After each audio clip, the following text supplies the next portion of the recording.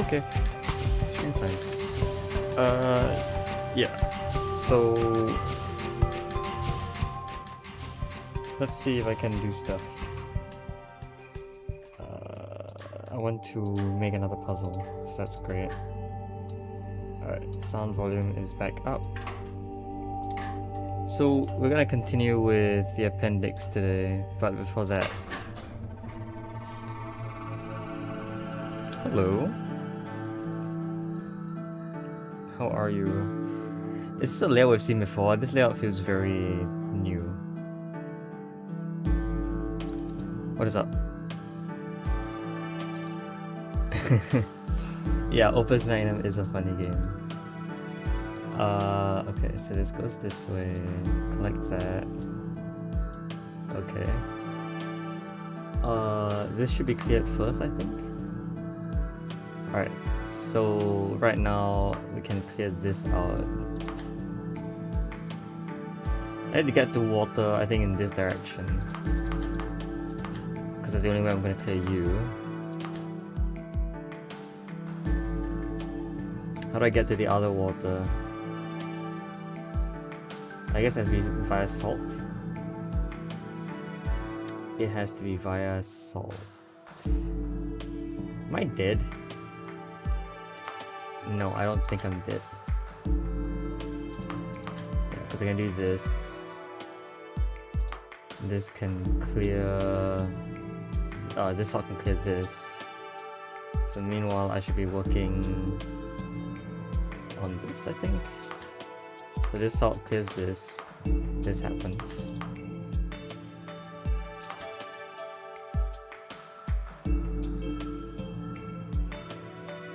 Okay, we might be dead here.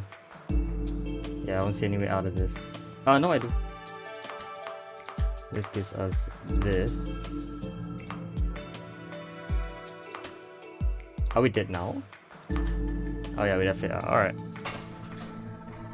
Mini game. Oh, yeah, it is a mini game. Okay. That might be easy. Actually, this one.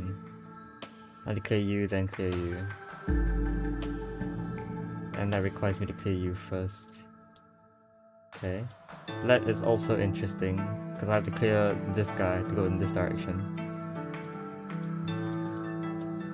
Quicksilvers. This Quicksilver should be cleared first, so I can go this way. So this Quicksilver goes with this lead. Oh, this way, what? So I guess that means I have to go this way to clear this lead? Because this way is covered by... Yeah, that's probably it. Okay, try going this way to clear this. Who knows?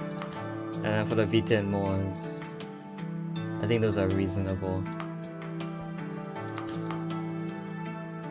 Okay, let's try going this way.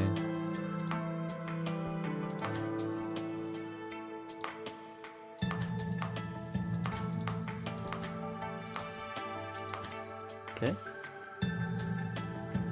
Here's a Vitae. I'll clear that right now. I'm gonna go this way next.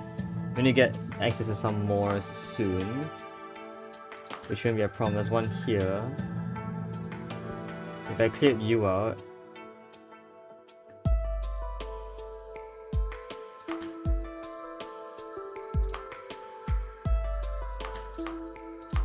that should be fine.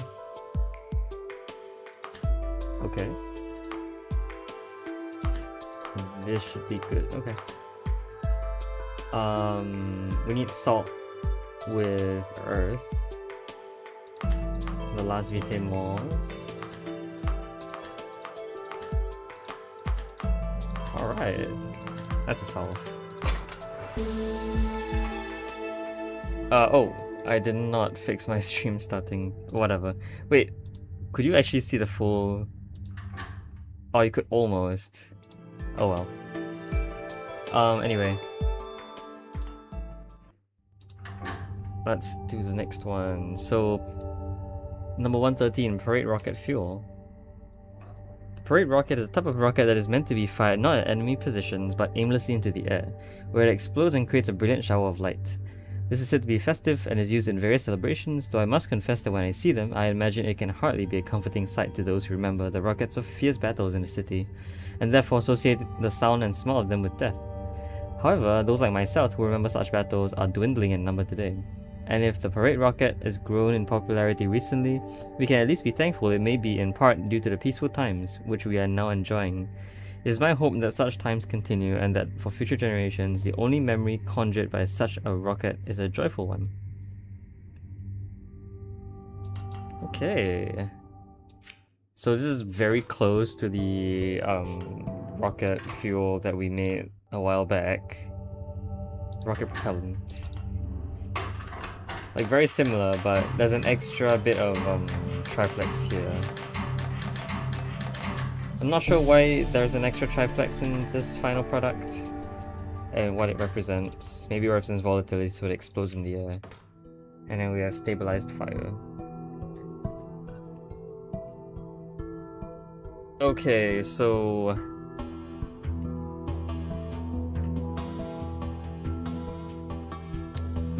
how should I do this?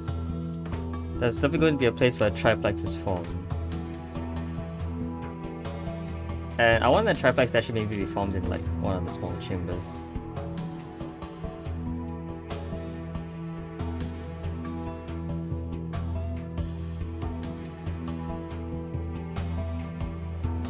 Probably alongside one of these. Because to actually form the triplex bond, you're gonna need this duplication, you're gonna need unbonding. The one that goes in here is probably gonna have the duplication, because this is the only case where I will need... Right?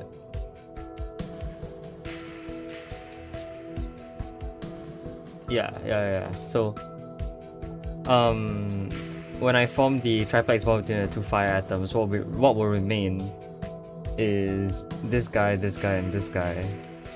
And so we need to create 2 products out of 5 of these. 2 of them will be made into the triplex bond here, and 3 of them will be made into the remaining parts, which will require 4 salts and 2 reagents, which I believe seems reasonable. Then we'll also need calcification then, and then debonding.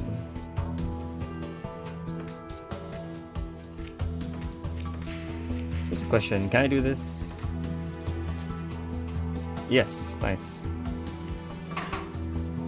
Okay, so the way this works is that it can either choose to bring the entire product into the output, sorry, not into the output, into the conduit, or it can move along the track to calcify this into another salt and then pivot, and then yeah, so that will allow me to create either salt or salt fire.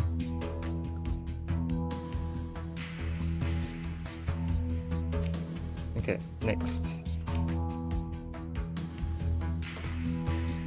I want the...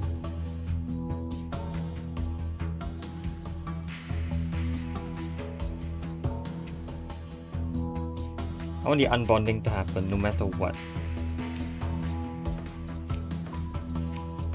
Although that might not be true, because like, see, this section is very conveniently the same as this.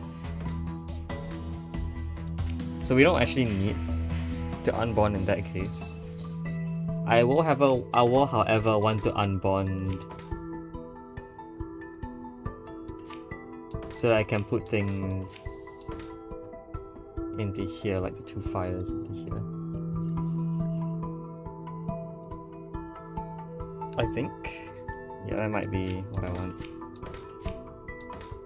This looks like a good place to fit the final product. And we have a lot of space here.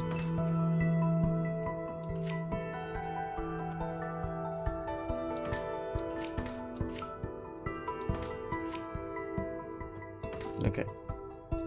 So arm 2, once again, you will either swing and then pivot, or not, I guess. Okay. So arm 2, you will grab the product, you will swing and pivot. That will cause these two to break.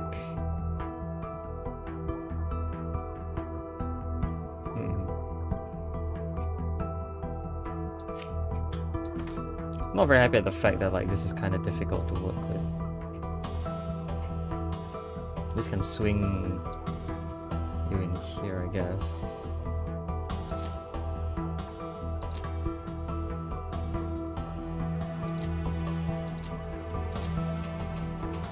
So you will produce, you know, this, and then this. Yeah, okay, that seems reasonable. I probably want a piston arm on a track right now. That should be the only way to access every single one of these guys.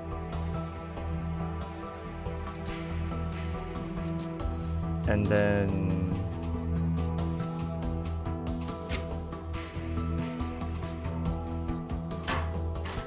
okay, fine. Arm 3 can be a bit later. Oh wow, Arm 3 has to be a lot later. Okay, sure. So for the duplication, I want arm 4 to move over and extend upwards to put the fire there. And then return, grab the salt, and then rotate, and that should duplicate the fire onto this salt. Perfect.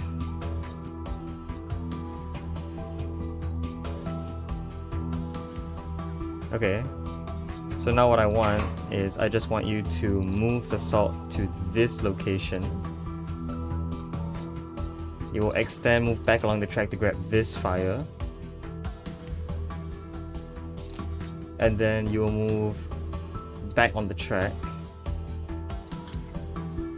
You will pivot this way so that the product looks like this. And then you will retract. And then you'll pivot again. And that should create the full triplex bond. Nice. Okay, and then you will pivot back, and then move back along the track and drop the product here. So this will create this thing. Nice. Okay, perfect. I probably want this guy on a track, and also to be a piston so it doesn't block the way. Meanwhile, arm 1 can already produce the second half, which is just going to be a repeat of this process. I'm not sure where that can be, but that can really be anywhere useful. We'll have it be here first. Okay, now I need a bonder to bond the two pieces.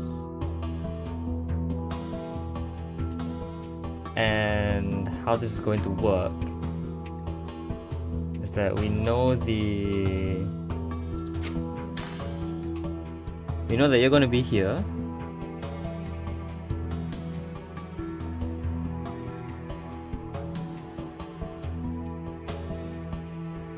I would like this guy and this guy to bond. So what is the easiest way to have that happen?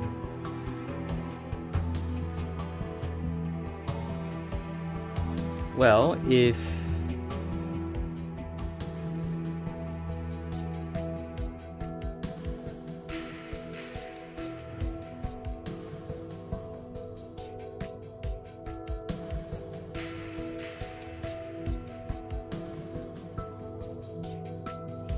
this guy were here and this guy were here, that would work. Is there a better bonding location? There might be a better bonding location. Okay. So arm 2 you're gonna grab the output, you're gonna rotate and extend so that the fire will be here, and then you're gonna pivot twice. Arm 3, you're gonna move to here so you can grab this and then pivot the product here. So arm 3, you will just release, you will go down the pipeline, and then when this thing comes back up, you will grab and pivot. What? Oh, this is too early. Alright, yeah, no problem.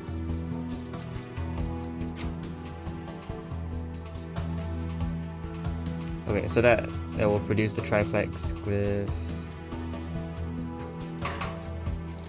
triplex bond. Grab. There you go, and that will be this section.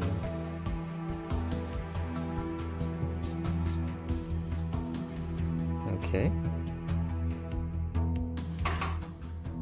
And so what can happen, finally, is that one can do that thing where it produces 2 salts. So grab, move down the track, pivot, return.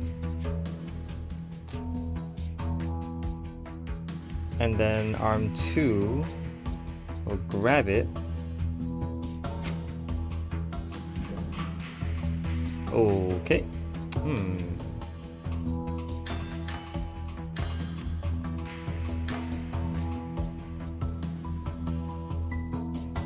Starting to realize this might not be a good idea.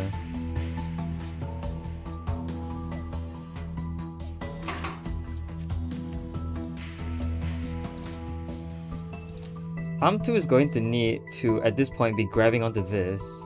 When 3 releases, arm 2 can extend itself and pivot, and that will create this L shape.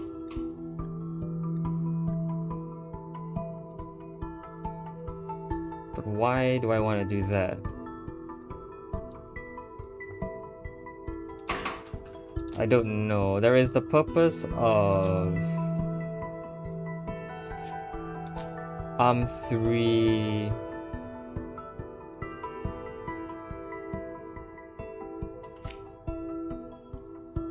Moving this down and pivoting it.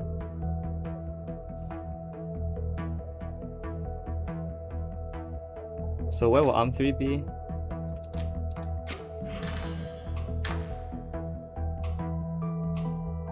So arm 3, you will need to return, rotate to this position. Hopefully you don't flash.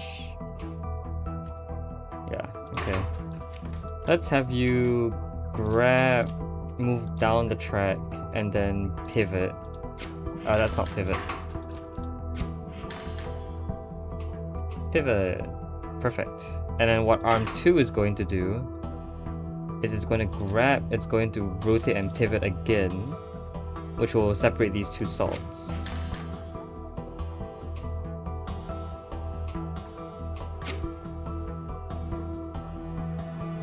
Okay, the problem is that where can I put a bond for this final product?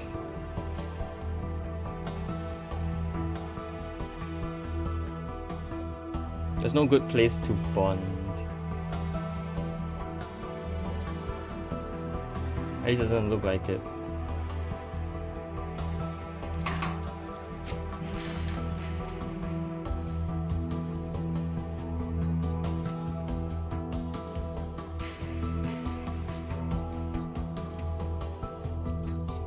I guess it could be here.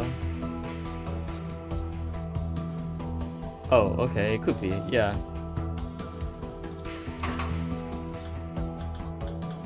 Okay, in which case arm 3 actually, instead of rotating,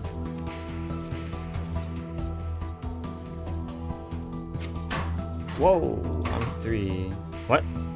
Oh, right, I didn't program arm 3 right. So arm 3, instead of going down this way, I guess you have to go in the other direction twice. Oh, how am I getting rid of the second salt? I'm going to use it in the next product. So the 2 salts that come out, one will be used for the first product and the second will be used for the second product. So this entire process will be repeated again.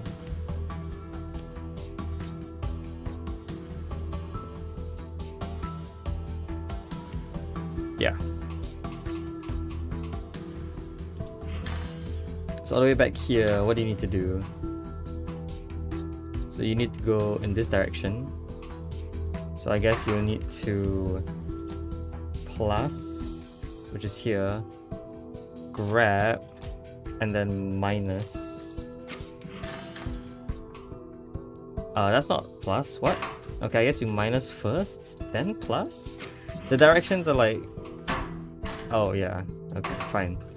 So you need to rotate back to this direction, grab there. Okay, and now I can actually put a salt here. So there shouldn't be any... oh, there will be complications. Because this swing is deadly. And I couldn't really have, like, rotated it anyhow. Although I do see another way that this can be done.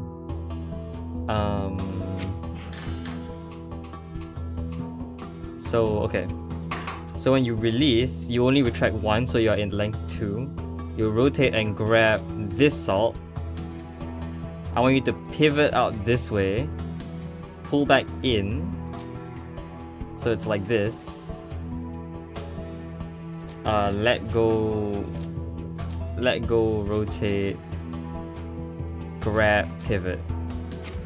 That should be the full set of instructions to get this into this location without being a problem.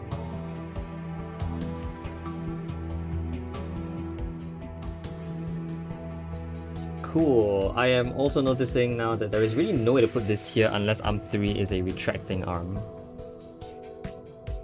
Fine, arm 3 will be a retracting arm. So arm 3 is...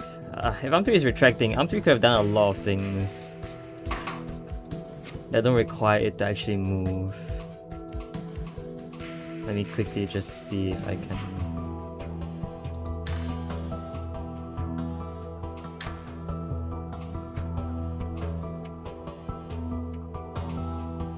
Actually, that might not be true. Okay. So anyway, arm 3... wherever arm 3 is... it's here.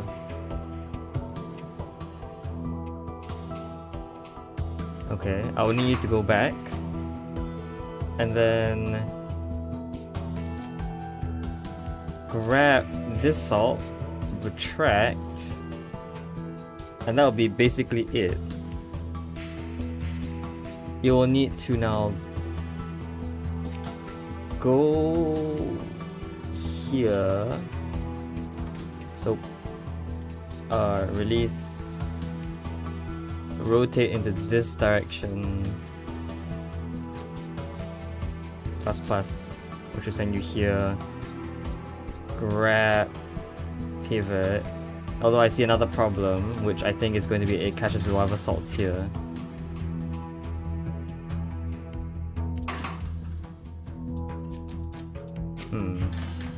And how will I fix that?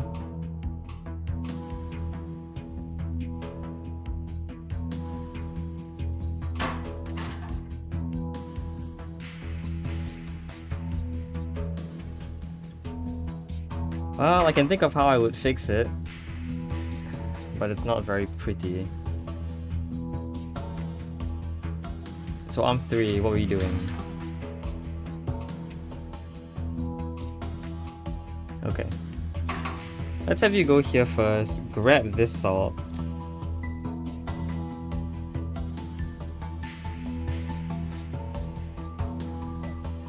I think I want you to rotate, extend to put the salt here. Can I return? Well, not return. I don't know where you have to be after that. Well, this will put the salt... Oh. Yeah, I get it. This grab needs to occur only after the pivot. So grab, rotate, extend, drop. I need you to retract. Retract, rotate back, go back along the track, and then do all your things. So do this, grab, pivot, drop. Okay. So this will be a very good hiding spot for the second salt because it will never actually be blocking anything. What I'm going to do now is I'm going to repeat the entire set of steps that arm 1, 2, and 3 do. The entire set.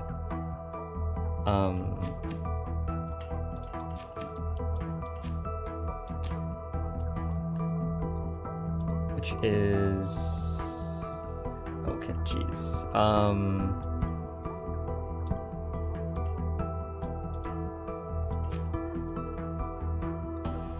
I don't know where that's going to be, but that's going to be here. No, that's not true. Yeah, yes, that's true, that's true. And then we will want to program this to align with that. And then we're missing after the...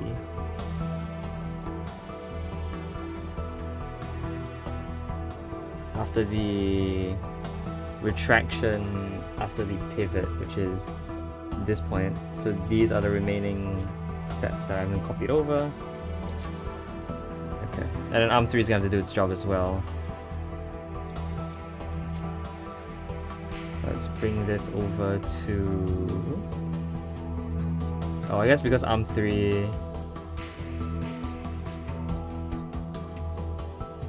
okay, let's get rid of all of these. Arm 3 is a pain.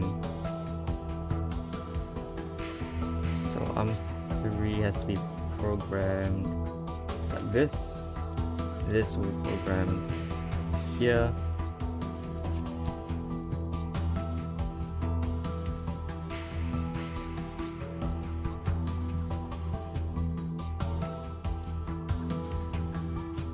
There.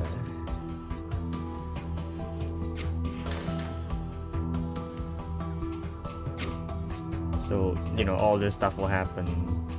This will happen. Yeah, arm 3 has a lot of things to do. I see now that arm 1 itself also has to be delayed after the pivoting. So arm 1, when can arm 1 actually drop its things? No, arm 1 has to drop even later, like there.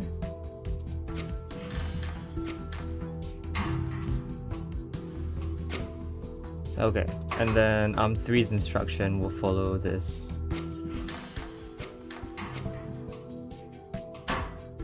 Arm 3, I think you're late. Arm 3 will be after the pivot.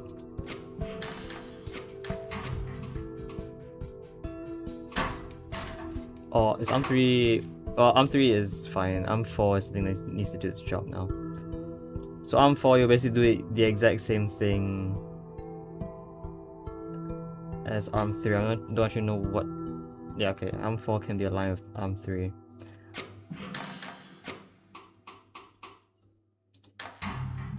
So arm 3 does that. Arm 4 and arm 3 are both a bit early, therefore we can say... wait, if that's the case, then couldn't I push arm 4... wait, I'm confused now. Like, wouldn't this be fine?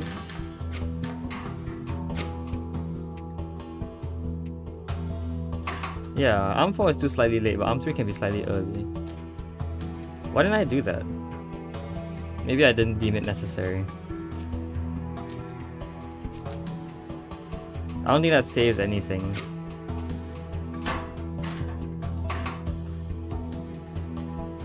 Ah, whatever. We will not mess with whatever.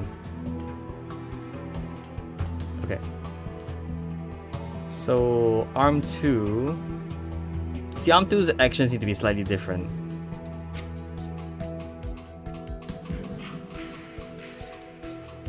So it is during the salt producing, the process where arm 2 interacts with the salt. It has to be slightly different.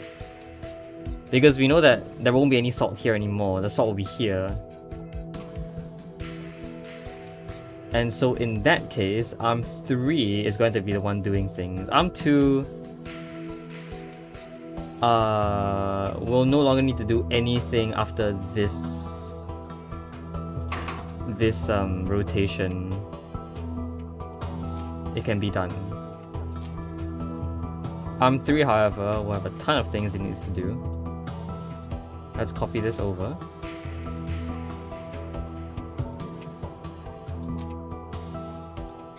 Let's see this. Let's see if all of this is right. ARM4. What is ARM4 doing? Did ARM4 not return? ARM4 did not return. It's the exact same though. Okay, so where did I mess up? Is ARM4 not grabbing correctly? Yes, ARM4 did not grab correctly.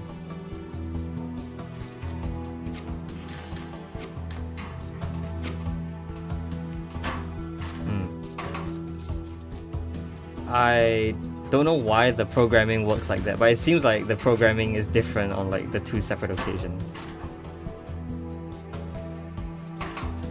Yeah, ARM4, you can only act here.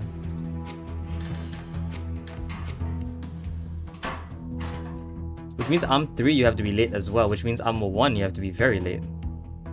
How much later? 3 cycles later, yeah, that seems right.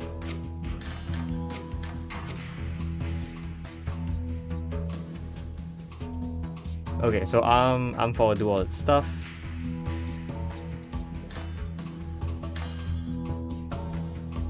We know ARM3 does that, we know ARM2 does that, and then ARM3 will do that. Okay. So ARM3, honestly I feel like I can get rid of, no I can't. So ARM3 will rotate here to pick this up. Grab rotate, it should put this thing here, go back, and then retract twice. R, extend, rotate, it needs to go to this location, where I will grab, pivot, and return.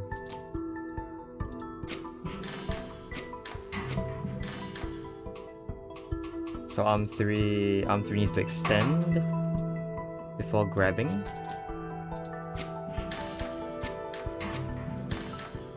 So ARM3 extends, moves back, pulls back twice, pivots, lets goes, and that's the entire thing. So ARM2, whatever you are doing here is unnecessary.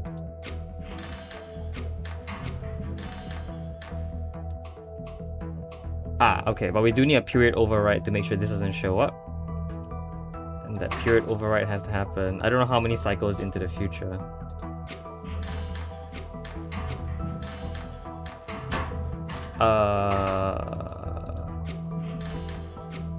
The ARM2 not return back to its original position.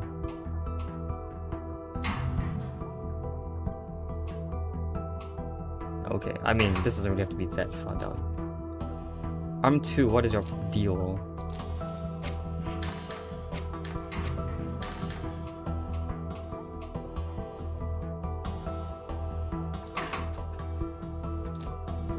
Oh, because it released already, it just has to retract again.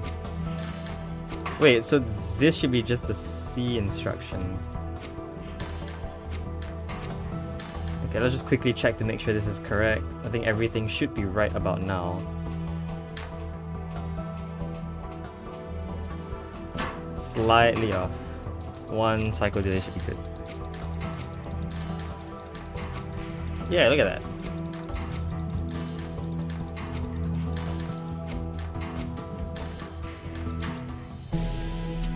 Alright. I will take it even though it is very slow.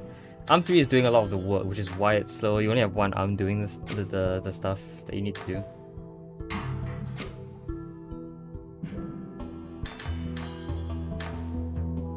And ARM2 is super, like, freeloading. So it's whatever. Alright, GG's. That was a really difficult puzzle. Alright, number 157. Aether detector. Long-life alchemical researchers theorize about an element called aether, and many are the experiments they have devised to in an attempt to isolate it.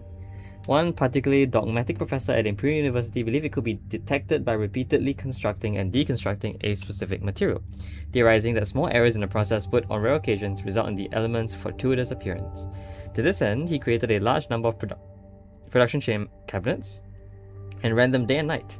Alas, the process has yielded no results, and ether remains firmly in the realm of theory.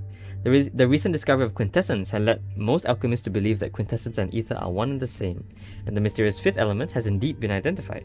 But there are a small number, like this particular professor, who stubbornly persist in believing that ether is not something else, and is waiting to be uncovered. Nicola, if you're reading this, it is time to put that idea to rest. Is it possible to perhaps shift some stuff as you store salt in the left side of the chamber? It probably is, but I'm not bothered to do any optimization. Like, it's kind of one and done for these puzzles. I'm not super, like, happy about them.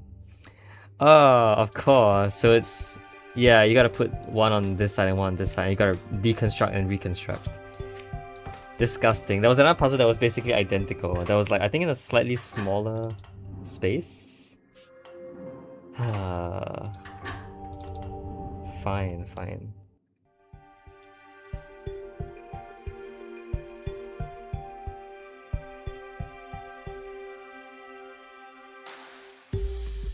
What I think is the main problem is that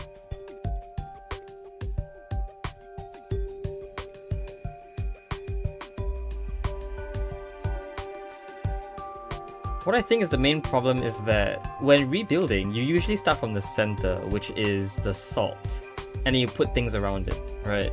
Because if you start with the ring around it, the area will be enclosed and you can't put the salt inside. But the problem is when you deconstruct, the salt is last to come out. Well, it's either last or second last. Because you have to clear out like 5 of these and then clear out the 6th.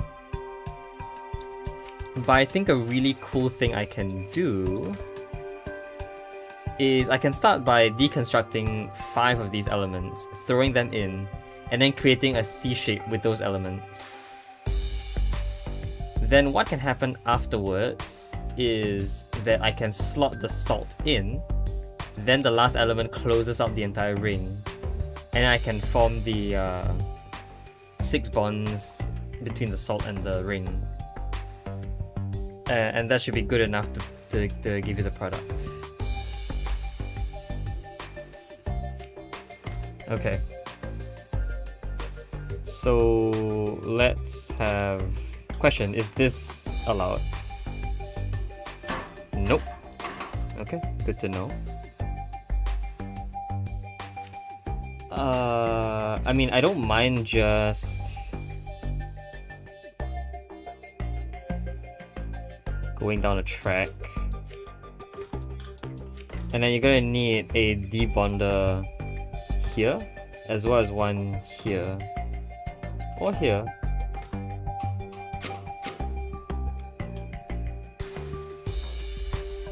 So by pivoting, the element that actually comes loose will be the one after the bond. Right? I'm not actually sure about that. I think I actually want this bond on the inside to come loose, followed by this bond. And then if I pivot again, that should cause the water to come loose, for example. Like so. Oh, that will also cause the ether to come loose. Okay, well, it should be fine if I did this. That would cause the ether to not come loose. Not ether, the vitae. Oh, right, but not valid. Ew. Okay, fine. I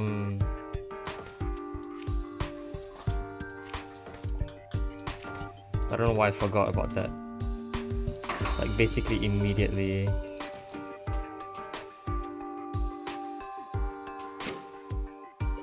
Oh no, this bond still exists. So ether is still connected. Okay. Well, fine then. Then what's gonna happen is that arm 2 is just gonna grab and, you know, and put the elements in. So you grab this, you put this in, and then after the drop, there'll be another pivot, which will then free the water, for example. Then what's gonna happen is this gonna drop 5 items, and I guess that means Aether will be the last, which shouldn't be a problem. Okay, and then on this side, you're gonna reconstruct this ring. So you're gonna build, if water goes first, then air. Now I guess you need to rotate this way.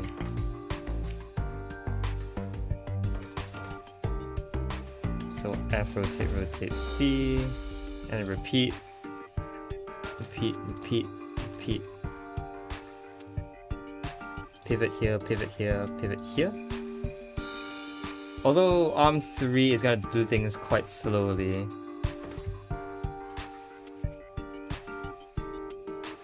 Eventually it's gonna form this ring. And if arm 3 does this super slowly, then we're gonna have collisions.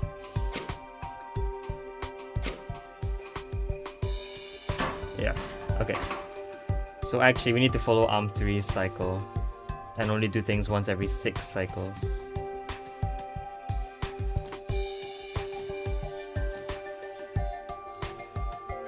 The pivots are still all at the exact same timing relative to arm 1 though. So that should produce, you know, 5 of the ring, 5 of the... 5 of the... Oh! Never mind. What?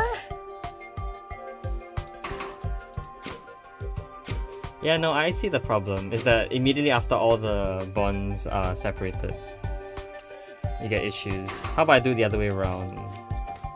Where this bond is the last one that's broken. So everything is still technically connected to the salt. That should leave... Oh, that will leave these 3 all... Not these 3, these 2.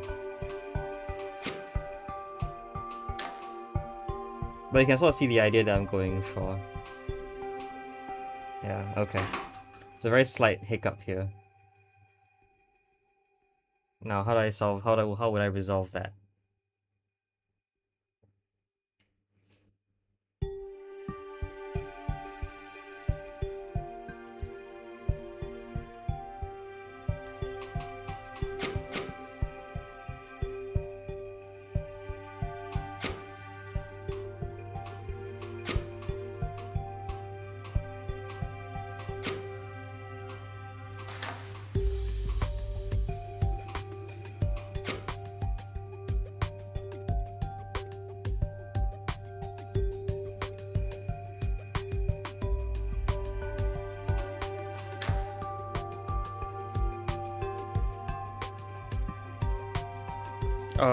Okay. Good luck for your revision.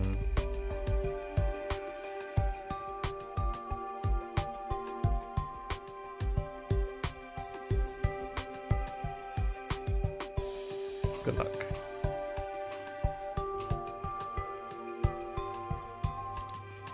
How would I do this? How do I do this?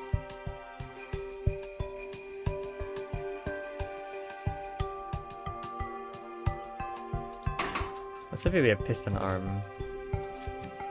So it is after 3 rotations where the system stops working.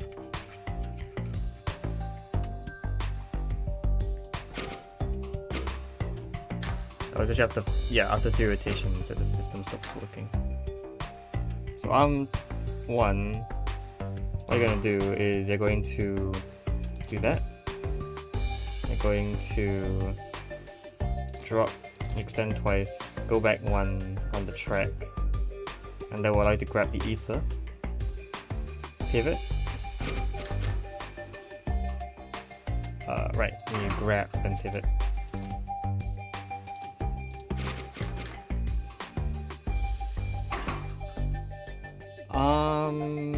Two still needs to do its job. So arm 2 will do that.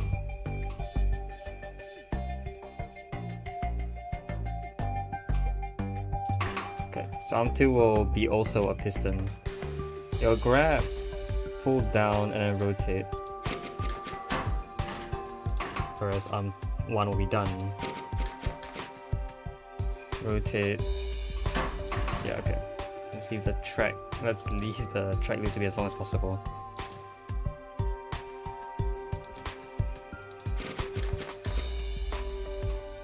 So that's the shape that I'm looking for. It's this shape. I'm gonna need another arm to extract this shape. So how about you go up a track and then pivot. I think that sufficiently avoids arm 3.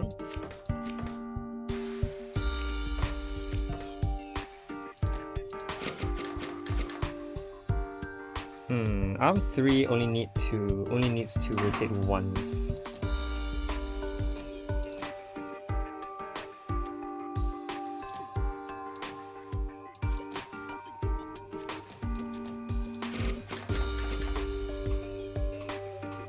Yeah, okay.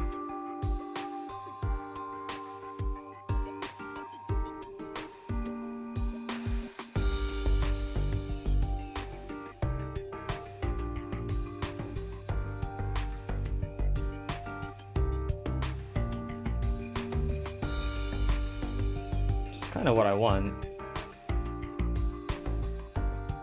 Okay, except arm 1. I don't know where arm 1 is after this point.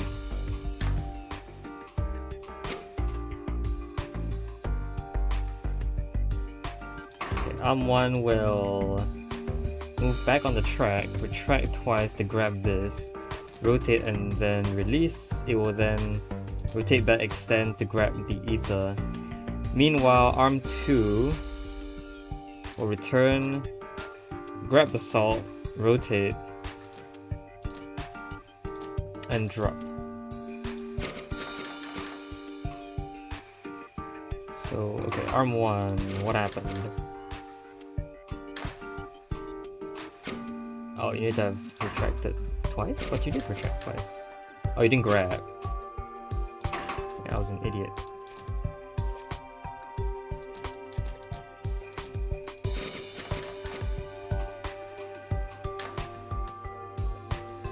And then arm, you also need to grab.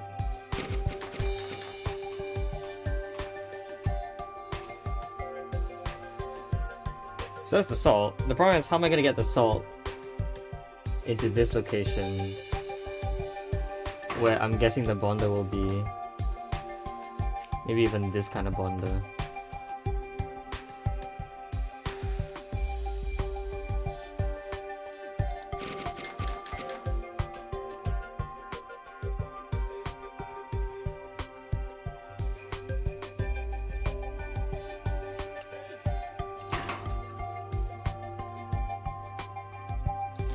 Okay, well, I can see some interesting things happening.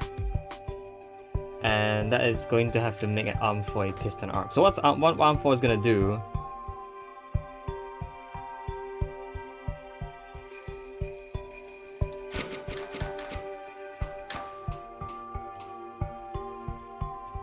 Arm 3 is going to rotate to this position and grab.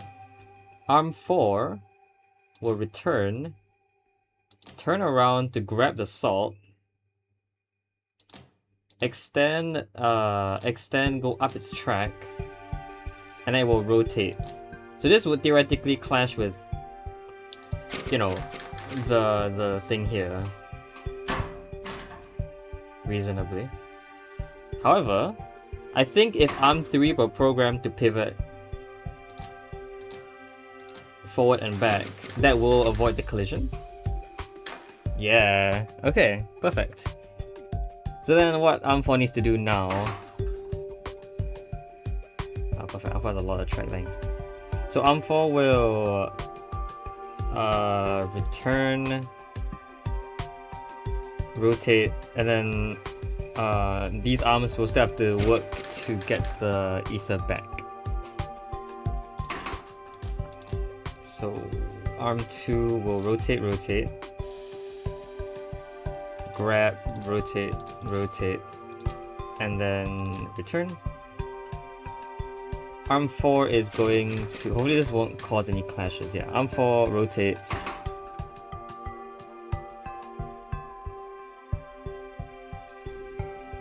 Although maybe I would prefer arm 3 to do that. So arm 3 is going to return. Arm 3 is going to grab, rotate 3 times. Whereas arm 4 will actually not need to let go at all here.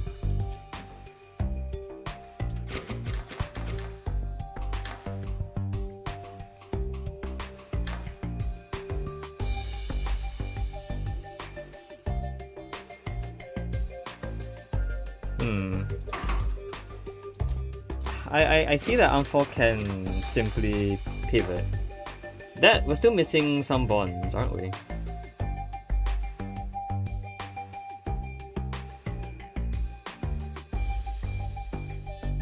We are still missing some bonds.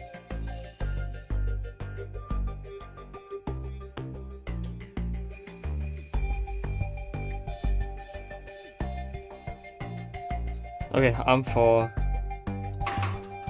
Let's have you release, go back down your track, extend, then grab. This will allow you to exist as a length 3 arm holding onto this. And the cool thing about that is that you can now use this part of the track. So use that part of the track, you pivot twice more, and then I can use a bonder here. That is the wrong direction.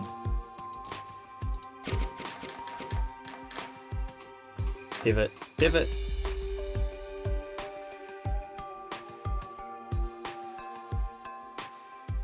Okay, so now what I want you to do is I want you to release, retract and grab, then pivot one more time on this atom here and then return.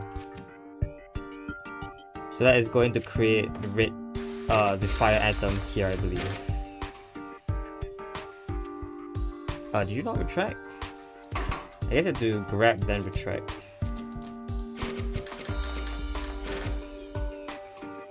Yeah, okay, there you go.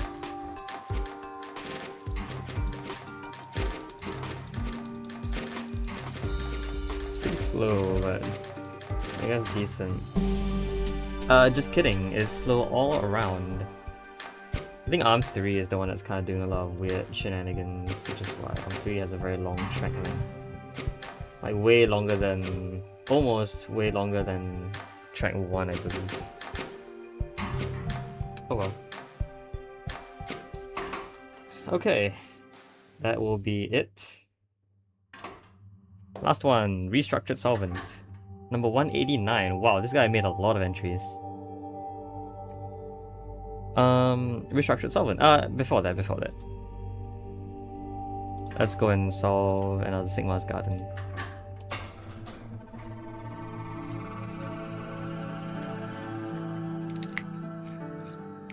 Okay, well, I only have one choice here. And after that, I believe I also only have one choice.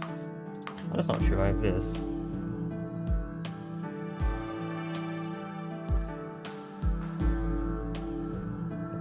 I want to go towards lead, so I would like to have access to... This is kind of interesting. This is blocked by Quicksilver, so I have to get rid of this Quicksilver, I believe.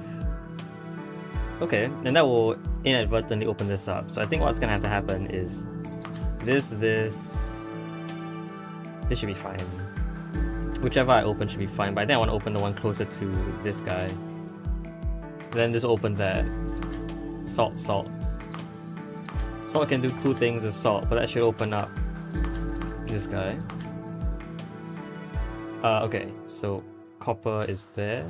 Yeah, we can go in this direction easily. These guys can be easily cleared. Okay. So now we will need to get rid of this fire, which is going to be actually pretty difficult. Although we have a lot of these guys to work with. So this guy I can clear with this guy. And then fire. Yeah, you guys can clear each other out. You guys can clear each other out. Salt needs to clear something. Let's have salt clear salt. salt, clear salt. Alright, easy. Alright, let's do this one. Restructured solvent. Though we are fortunate the treachery that took place in House Coven was ultimately exposed, there's still some elements of the crime that have not been fully understood. Why, for example, was Varen Rivari found in an abandoned tailor shop in the Downriver quarters?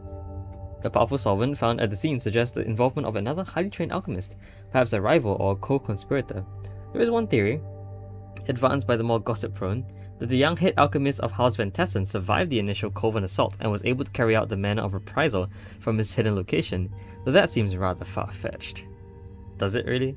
Unfortunately, the satisfactory answer to this riddle may never be found. Still, in the interest of advancing the issue in my own small way, I have endeavoured here to reproduce a solvent of the kind I believe the mystery alchemist may have used. Which is this, although clearly this is not the solvent that they used. The solvent that they used had everything, including Vitae Mors. So yeah, I mean, there were products, there were traces of lead, tin and the elements and salt. But I guess because it is highly controversial to produce products with Vitae Mors, that was not included here. But anyway, here's a Van Berlo's wheel. This is going to be a giant undertaking. I remember this was more difficult than I had anticipated, but should follow a rather similar structure to what we had before.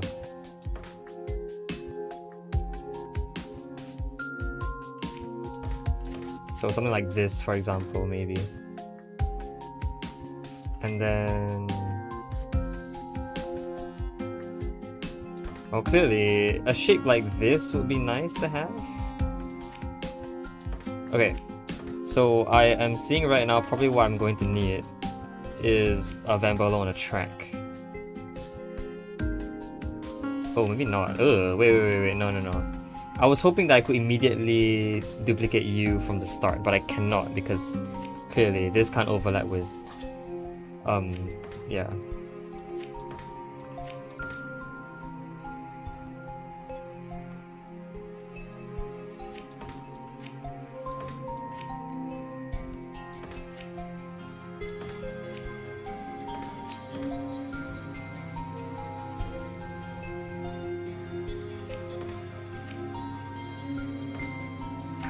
How about this?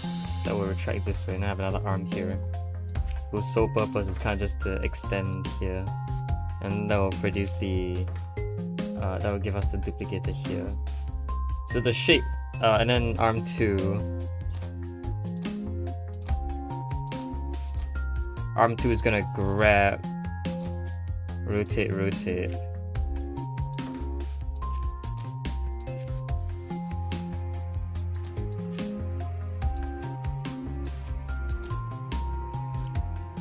And then return, and then the way by which we produce these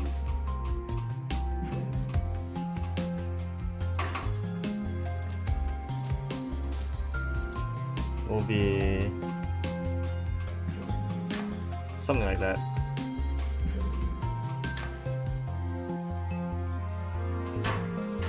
Oh, arm 1. You're kind of a pain. You'll always be a pain.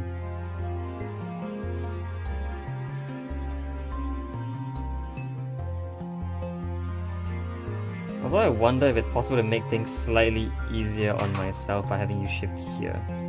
What this will do is this will allow me to already provide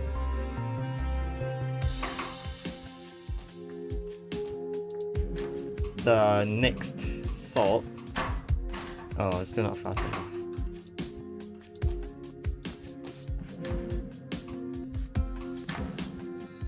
And then what can happen here is arm 1 can move down the line. So arm 1 can move down its track at the same time as arm 3... at the same time as arm 2 rotates. Yeah, although that will require this one to be perfectly created. And then what can happen after that is that the salt will be produced next. So yeah, that will create this structure. So it starts with air, and then it will have to rotate to fire.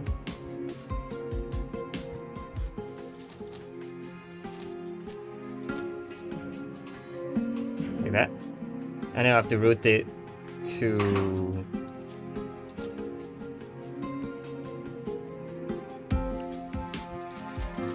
maybe this? Yeah, water. So I guess a triple rotate like that also works. And then it will have to rotate to Earth, which should also be fine.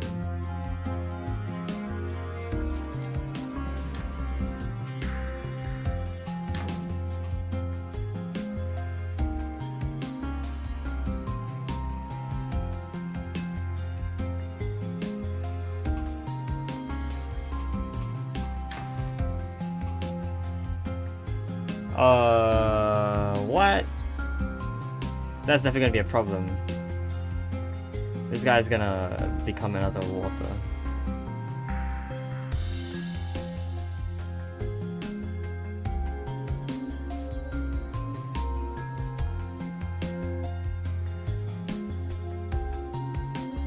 Let's not worry about it right now.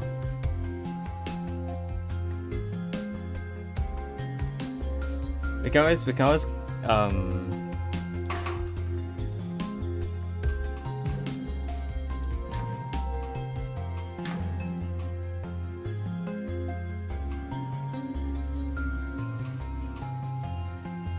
okay, so arm 3 can actually extend twice here before returning. So this will allow arm 2 to not have to do too many things.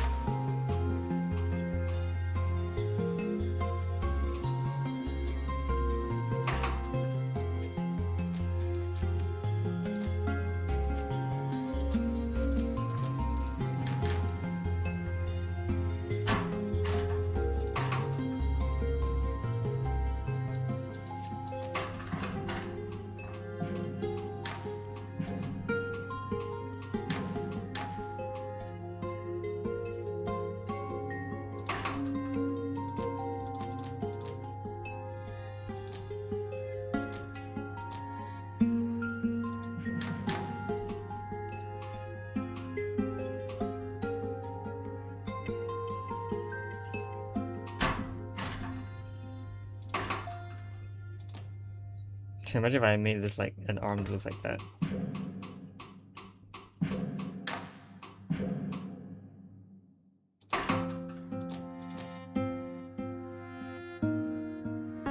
Huh. That would be quite interesting. Well, let me just shorten a few things.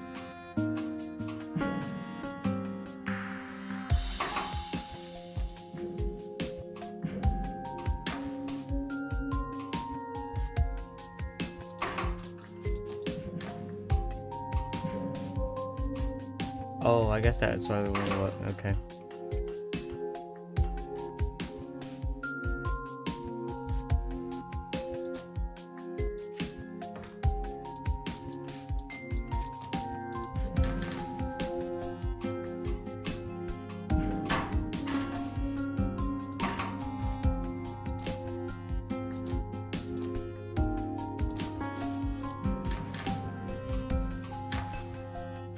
Yeah, okay.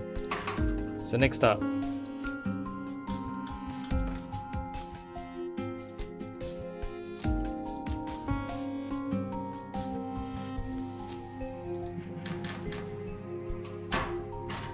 Oh, why'd you rotate this many times?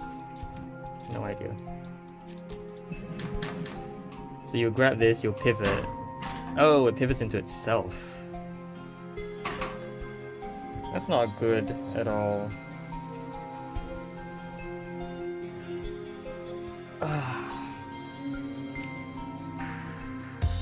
We're gonna have some issues here.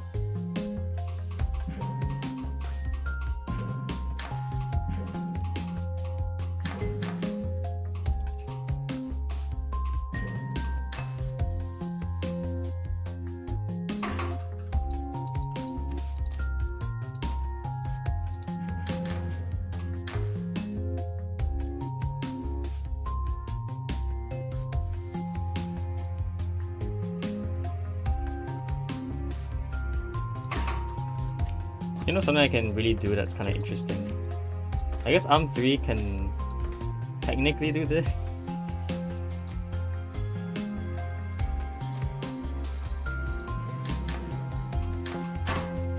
Oh, right. I didn't actually realize that would be a problem.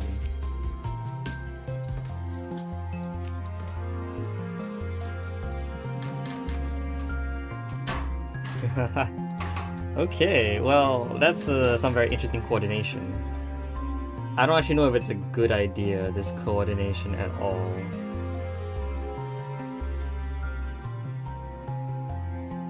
So we're kind of using a lot of space. There's still a very big part of this that I haven't really thought about, which is the lead having to purify into tin.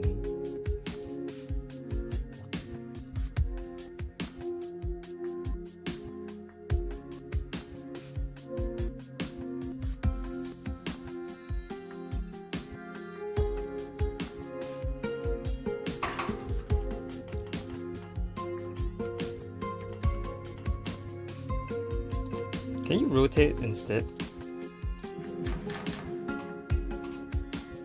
Okay, yes, you can rotate, and that's good.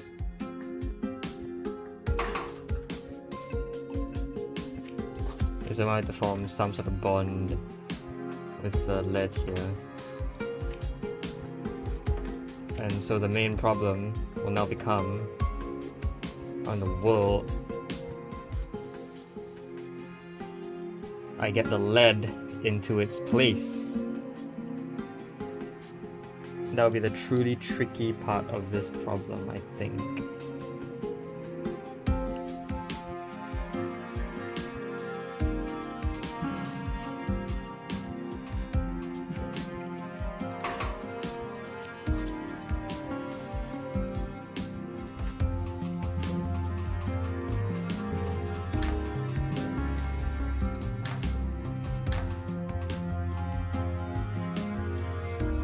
Okay, I really do like this shape right now. That gives us a lot of space down here to do things.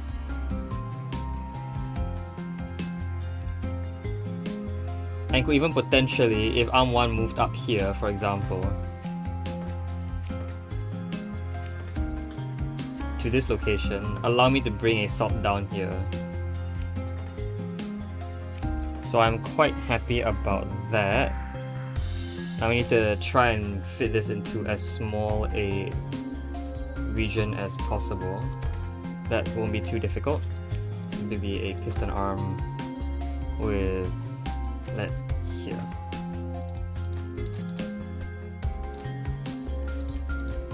So that's just how the lead forms. That is really not too difficult. I have to make sure I get this out of the way before arm 1 gets to it. Right. So you release. You don't actually have to retract. Okay, perfect.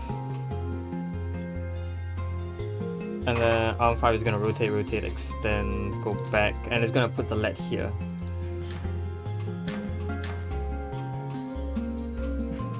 Okay, so arm 4 is fine. Okay, and I can also put the calcification glyph here. That's very convenient. So here's a problem. At this point in time, I believe there probably won't be any space left.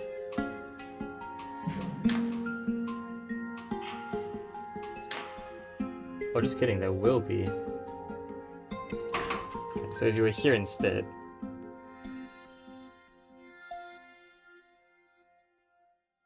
And there might just be a way for me to bring a salt down. Not sure. Not sure what will have to happen here.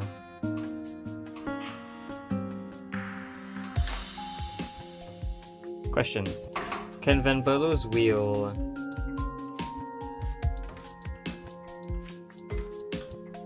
do this? So Van Berlo's wheel is going to move I don't know.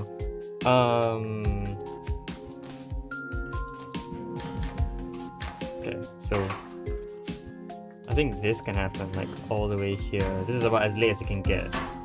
Okay, maybe a bit earlier.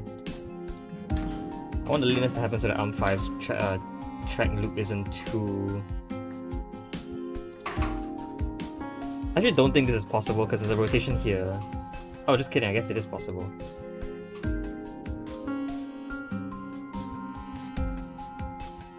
So ARM3, which is actually not super free.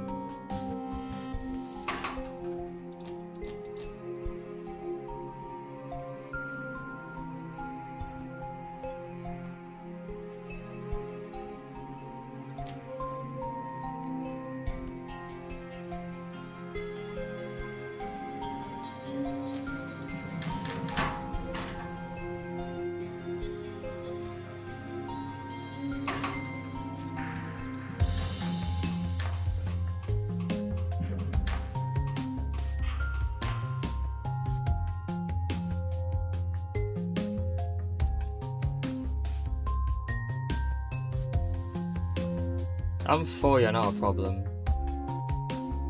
It's probably fixable with a good amount of track. But ARM4, you will always be some form of issue.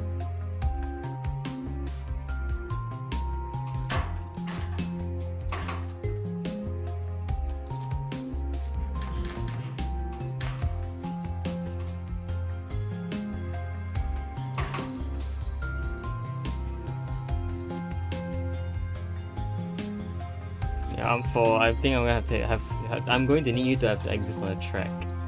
Like a very expensive track.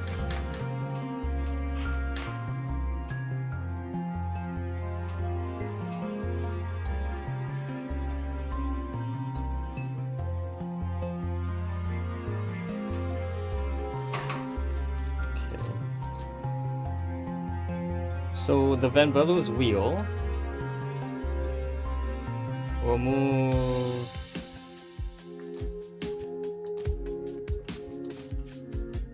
Is this good? Is this too much?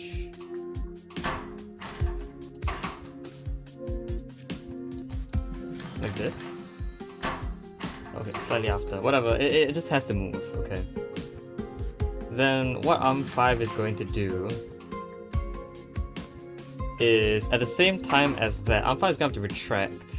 It's grabbing onto this thing right now, during which ARM4 will move down its track to this position. ARM5 will move up as soon as ARM4 is done with its movement, and then move down its own track, which will place this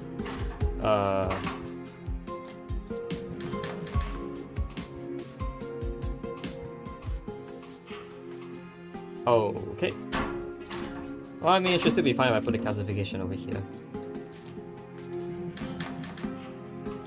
So that will happen. It will move down, and then this will prepare this guy to be moved to this location for bonding. Okay. So ARM5 will release. ARM5 will rotate, extend. It needs to move down its track as well. It will grab. And then ARM1 meanwhile.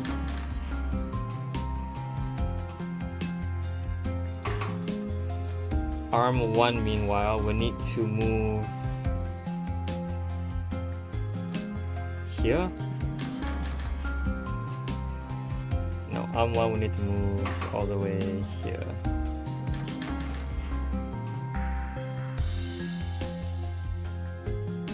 Okay. And ARM5 is going to move down the track. It's going to retract to here. It's going to rotate twice. Actually, yeah, and then move down its track. Extend and then retract.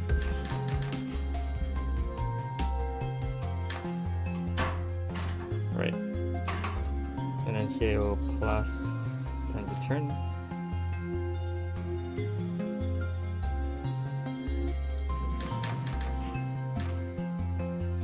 And then arm 5 will return, and so will arm 4.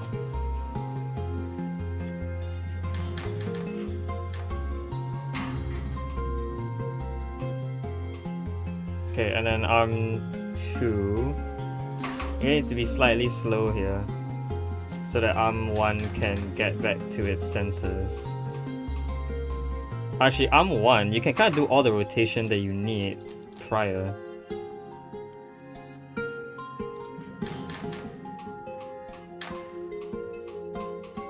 Don't know how much rotation you need, but like 3 is the maximum. So we were slightly unlucky with that rotation then. Yeah.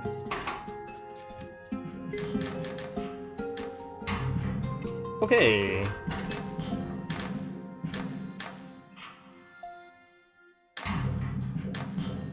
I'll take it. I'm taking it.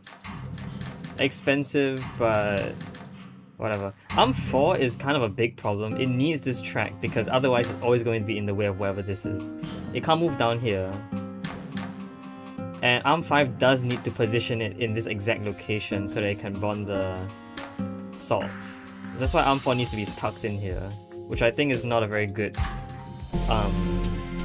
It's not very good, but it's a compromise that I guess I can take.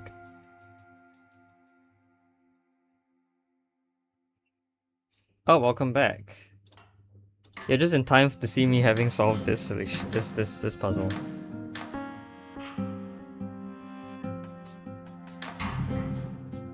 It's a little bit messy, but it's whatever. GG's indeed. So yeah, on the cost wise I'm really high up, but cycles wise and instruction wise I'm pretty much on average. So that's cool. Alright, we're done with this chapter. Afterward, the accomplished alchemical engineer is just as effective under the limitations posed by production environments as when they are working unfettered. Then indeed, without dealing with practical considerations, we would never develop ourselves to our truest potential. It is with the hope of enabling as many as possible to reach the potential that I've compiled this book. May the brilliant works of alchemists past inspire us for generations to come. So yeah, Augustine Fortino, I assume this stands for alchemical doctor. I don't know what IAG means, but that is the wrong one. I was looking for like Imperial maybe. A probably stands for engineering. The Imperial Engineering Group, Alchemical Group. A stands for alchemical. I don't actually know what these initials stand for.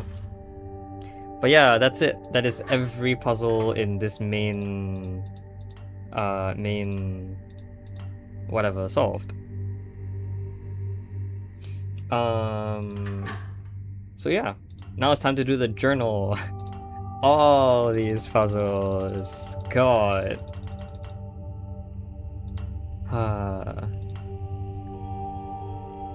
Okay, yeah. I'm probably not gonna do this. Have you seen me make like some of these puzzles as well? I think I would like to like make a campaign where it's like people take glass and innovate with it. So all the way back here, tempered glass was one of the products that was used. So yeah. And then I was thinking that maybe I should just like expand on that. So here's a bunch of puzzles based on tempered glass. Out of curiosity, how much of I Want Lockpick are you done with? I don't know. I'm kind of like in the middle of chapter 1, I think. Like immediately after World 11, you get thrown into that new area, right? I mean that part. Haven't solved some of these yet. This one's tough. I feel like I definitely probably shouldn't have made a puzzle this difficult to start. But the rest are fine. And like without space limitations, right, it is so much more fun to do these puzzles. because I can actually work with like as much space as I wish.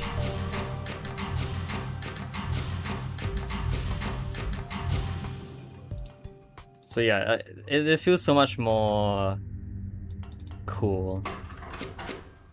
I do have a while to go. Like honestly, I want a lockpick. I don't know, man.